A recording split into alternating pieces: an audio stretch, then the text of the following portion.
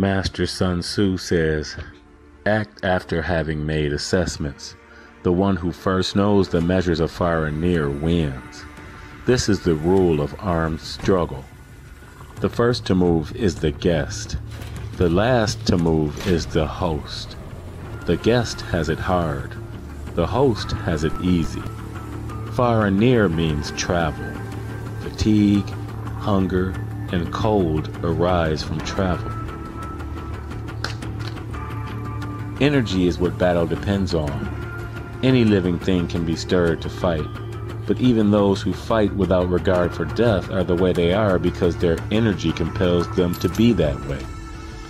Therefore, the rule for military operations is that if you can stir up the soldiers of all ranks with a common anger, then no one can stand up to them.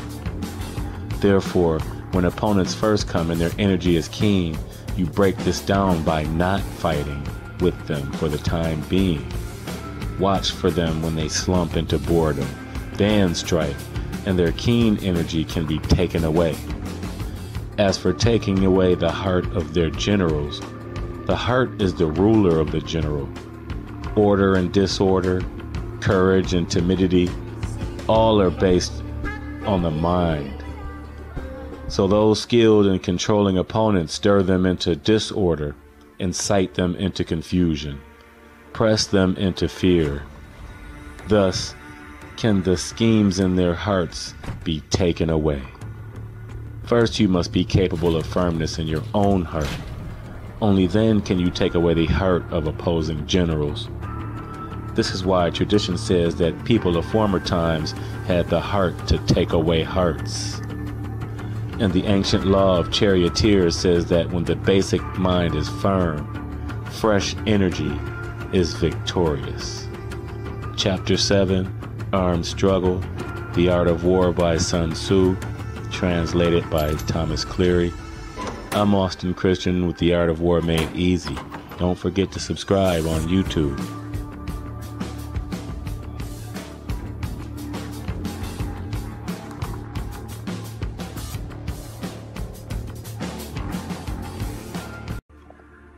Master Sun Tzu says, "Act after having made assessments.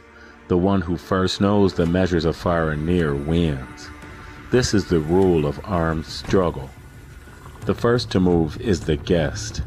The last to move. The fourth chapter of The Art of War is on formation, one of the most important issues of strategy in combat. In a characteristically Taoist posture, Sun Tzu here asserts that the keys to victory are adaptability and inscrutability.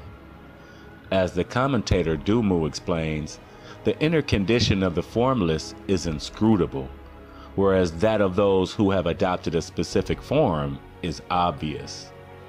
The inscrutable win, the obvious lose. Inscrutability in this context is not purely passive, does not simply mean being withdrawn or concealed from others.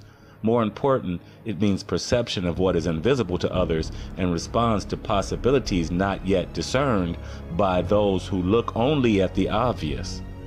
By seeing opportunities before they are visible to others and being quick to act, an uncanny warrior can take situations by the throat before matters get out of hand. Following this line of thought, Sun Tzu re-emphasizes the pursuit of certain victory by knowing when to act and when not to act. Make yourself invincible, he says, and take on opponents only when they are vulnerable. Good warriors take their stand on ground where they cannot lose and do not overlook conditions that make an opponent prone to defeat.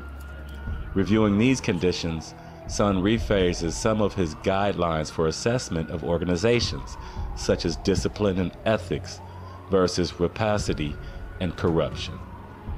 I'm Austin with The Art of War Made Easy. Subscribe for more videos about strategy on YouTube. The fourth chapter of The Art of War is on formation, one of the most important issues of strategy in combat. In a characteristically Taoist posture, Sun Tzu here asserts that the keys to victory are adaptability and inscrutability. As the commentator Du Mu explains, The inner condition of the formless is inscrutable, whereas that of those who have adopted a specific set opponents off on the wrong track by baffling them so that they cannot fight with you. Dumu. This means that when opponents come to attack you, you do not fight with them, but rather set up a strategic change to confuse them and make them uncertain, deflecting them from their original intention to attack, make them reluctant to fight with you. Zhang Yu, when you are on your home ground and well equipped compared to the number of soldiers you have, while opponents are in alien territory and have little food compared to their number, then it is to your advantage not to fight. If you want to be sure opponents will not dare come to do battle with you even though you are not heavily fortified, let them see a setup that confuses them and deflects their course. For example, when Sima Yi was going to attack Zhuge Liang, Zhuge took down his flags and put away his battle drums, opened the gates and swept the road. Yi suspected an ambush, so he withdrew his forces and fled. Master Sun, therefore, when you induce others to construct a formation while you yourself are formless, then you are concentrated while the opponent is divided. Zhang Yu, what is orthodox to you, make opponents see as unorthodox. What is unorthodox to you, make them see as orthodox. This is inducing others to construct a formation. To be able to use the unorthodox as orthodox and use the orthodox as unorthodox, changing in a world, making yourself unfathomable to opponents as being formless. Once the opponent's formation is seen, you then mass your troops against it. Since your form is not revealed, the opponent will surely divide up his forces for security. Master Sun, when you are concentrated into one while the opponent is divided into 10, you are attacking at a concentration of 10 to 1, so you outnumber the opponent. Zhang Yu, seeing where the enemy is solid and where the enemy is insubstantial, you do not go to the trouble of elaborate preparations and therefore are concentrated into one garrison. The enemy, on the other hand, not seeing your form, therefore divides up to cover numerous points. So you, with your whole force, strike individual fragments of the enemy. Thus you inevitably outnumber them. Master Sun, if you can strike few with many, you will thus minimize the number of those with whom you do battle. Dumu, while being deeply entrenched and highly barracked, not allowing any information about yourself to become known, go out and in formlessly, attacking and taking unfathomably.